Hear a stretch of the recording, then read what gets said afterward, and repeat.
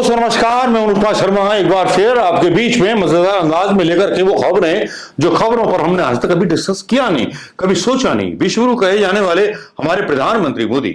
हाँ यार, प्रधानमंत्री मोदी को कोई धमका जाए बाहर वाला, जैसे कि ट्रंप बोल रहा था, ओए भैया मोदी जी, रूस से तेल नहीं लेना है, किसे तेल नहीं लेना है, चबहार पोर्ट से हाथ खींच लो, ये कर लो, वो कर लो। और मोदी जी बस चले जाते थे इशारों में। इस पर कई मीम बन रहे हैं, वो जरा देख लीजिए कितनी बड़ी बेइज्जती हो रही है हमारे विश्वगुरु साहब की।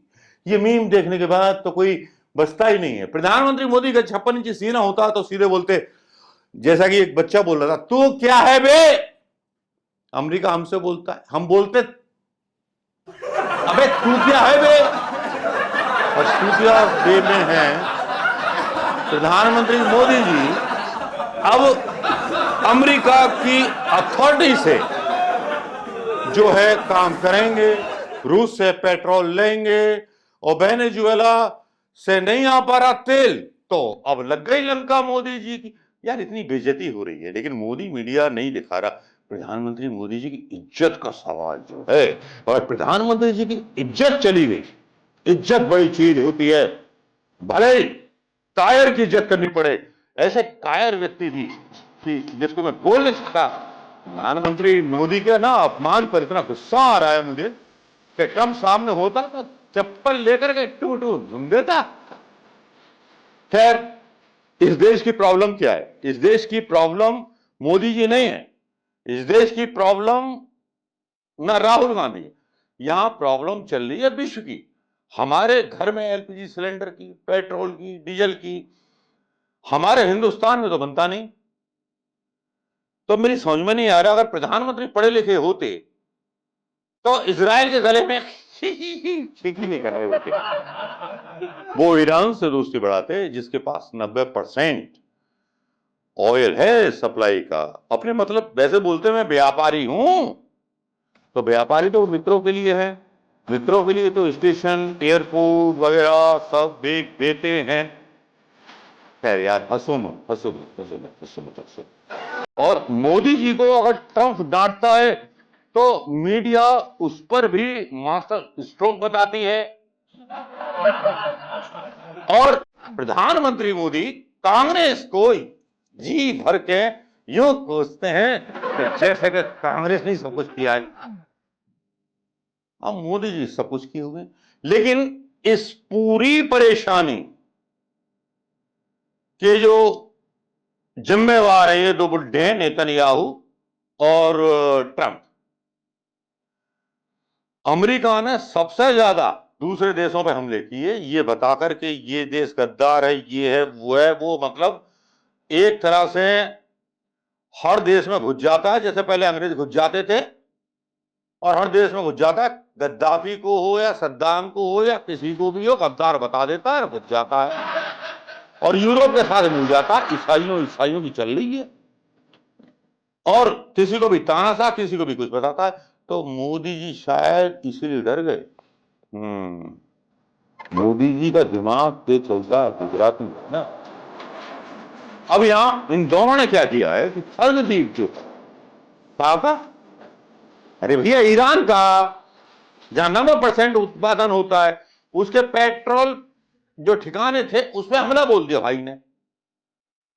तो भैया अब तेल की जरूरत कहां से पूरी करेंगे लोग देश के? अमेरिका फ्री में दे देगा क्या? अमेरिका तो रेट बढ़ा के देगा, व्यापारी है। अगर मोदी जी का खून में व्यापार है तो ट्रंप के दिमाग से लेकर के, खून से लेकर के, हड्डी से लेकर के व्यापारी व्यापार है। आ रही बात समझ में? नहीं आ रही, लेकिन मोदी जी की समझ में नहीं आ रही। मोदी जी की समझ में ट्रंप का आदेश समझ में आता है। लेकिन बड़ी अच्छी खबर है कि ईरान ने अपने इंसानियत दिखाते हुए 2 एलपीजी के जहाज पोत रवाना कर दिए। जो हमारे देश में जो बनाया गया है संकट, गैस की कमी नहीं है। बीजेपी के नेताओं के पास अधिकतर एलपीजी की एजेंसियां हैं और जानबूझकर ये जो था संकट किया गया और इसका आरोप जड़ने की कोशिश की गई। किस पर? विपक्ष पर। मैं भी तो कहूं कि कैसे सिलेंडर कम हो गए, वो लगा मोदी अपनी झाड़ने को।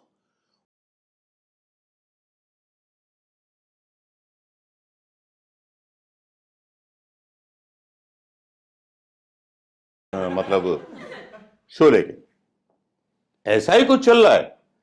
लेकिन यहां बात की जा रही है, बहुत सारी बातें की जा रही हैं। ये जो दो नेता बताएं, इन्हीं की बात कर रहा हूं।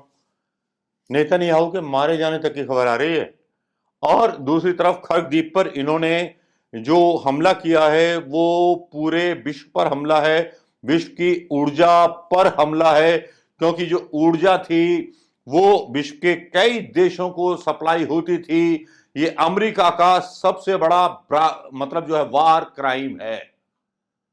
प्रधानमंत्री मोदी जी को तो यह भी नहीं पता कि हिंदुस्तान की जनता किसके साथ है, हिंदुस्तान की जनता किसे पसंद करती है। तो यह सबसे बड़ा लैकुन है प्रधानमंत्री मोदी जी का, जो अपने आप को परमात्मा समझ बैठे हैं। ना समझिए अपने आप को खुदा से ऊपर, ना समझिए अपने आप को खुदा से ऊपर। आपको एहसास तब होगा खुदा का जब तुम पर खुद कुदरतें अब छोड़िए, डैश डैश कर देता हूं। अब होता क्या है कि ट्रंप बोलता है कि मैंने ये कर दिया वो कर दिया, लेकिन मजे की बात यह है कि ईरान जो है 7 जो हवाई जहाज थे उनको उड़ा देता है। संयुक्त अरब अमीरात का जो अमेरिका अड्डा था, वहां 7 रिफ्यूलिंग हवाई जहाज खड़े थे, उसके उड़ा दिए। ट्रंप भैया, तुम हमारे 7 राफेल को लेकर बड़ा मजाक उड़ा रहे थे, अब तुम्हारे उड़ गए, अब बोलो, बोल पाओगे? बुरे दिन आते हैं, हमारे राफेल को बदनाम कर रही थे, अब देखो ईरान ने तुम्हारे उड़ा दिए 7। हालांकि 2000 मौतें फिलिस्तीन में और ईरान में मिलाकर के हुई हैं। इजराइल का कोई आंकड़ा नहीं है, क्योंकि इजराइल में अगर कोई आंकड़ा प्रेस करता है तो वहां पर भारत जैसी इमरजेंसी है कि सच्चाई नहीं बतानी है। तो ऐसे लोग ज्यादा धोखा खा जाते हैं और जो ये दावे किए जा रहे हैं। और देखिए, ईरान की एक बात है कि दावा ये किया जा रहा है कोरिया भी साथ है, ईरान भी साथ है, चीन भी साथ है, और क्या कहते हैं, रूस भी साथ है। रूस ने ऐसा कौन सा दिया है कि एग्जैक्ट लोकेशन पर ईरान मार कर रहा है अमेरिका। अब्राहम लिंकन जो जहाज था, जो इनका माथे का गर्व था, दर्द था, उसको भी गिरा दिया। लेकिन हमारे साहेब पता नहीं हमारी भारतीय सेना पर यकीन नहीं कर पाए। जिस दिन पहली बार बोला था ना ट्रंप ने कि तू हमारी शर्त पे लेगा भाई खेल, इस साले के 4 जूते मारने थे। लेकिन प्रधानमंत्री मोदी कौन सी भैंस खोल कर लाए आगे, कौन सी भैंस खोल कर लाए जो इतने डर रहे हैं कि चढ़ जाएगा इनके ऊपर। अरे फोड़ दो, तोड़ दो, ठोक दो। तुम्हारे सलाहकार जो हैं यार, अब प्रॉब्लम क्या है, तुम्हें सत्ता चाहिए बीजेपी की, बीजेपी को सत्ता चाहिए भारत की।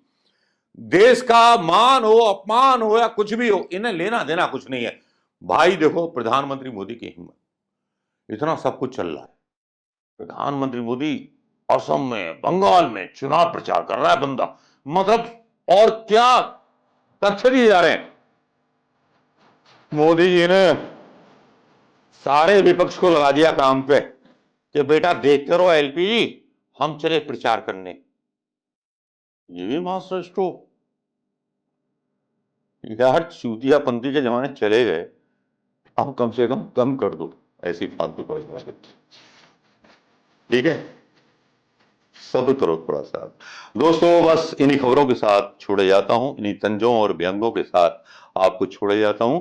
अच्छे लोगों लगे हों तो प्लीज सब मतलब इसको लाइक कीजिएगा, कमेंट कीजिएगा और सब्सक्राइब भी कीजिए चैनल को। पता नहीं क्यों बहुत दिनों बाद रंगों में आया हूं, और ये रंग अगर आपको पसंद आया हो तो इस पर कमेंट जरूर करें दोस्तों। नमस्कार, जय हिंद दोस्तों।